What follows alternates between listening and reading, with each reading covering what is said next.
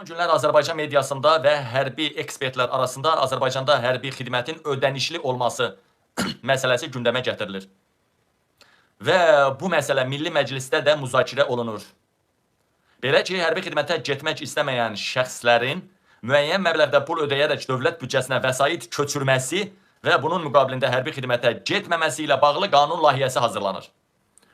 Bu layihə artıq Milli Məclisdə müzakirə olunur və yaxın günlərdə təsdiqlənəcək. Bu qanunun müzakirəyə çıxarılması təsadüfi deyil. Çünki İlham Əliyevin nəvələri Əli və Mikail Ağalarovlar təxminən 4-5 aydan sonra hərbi xidmət yaşlarına çatacaqlar və əskərliyə getməlidirlər. Onlar artıq 18 yaşı tamam olub.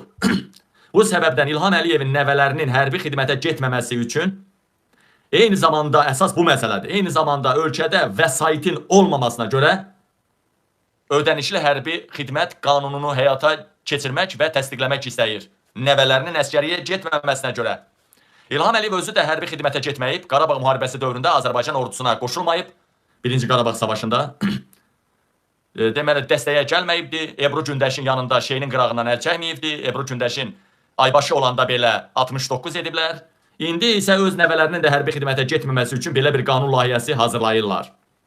Necə ki, İlham Əliyev Balaca Heydəri universitetə qəbul olması üçün diplomatik akademiya tikdirdi. Baxa, diplomatik akademiya tikdirdi Balaca Heydəri, deməli, dəyərli həmvətənlərim, universitetə qəbul eləsin deyə. Məktəbdə təhsilli Heydər Əliyevin adına müasir tədris kompleksi tikdirdi.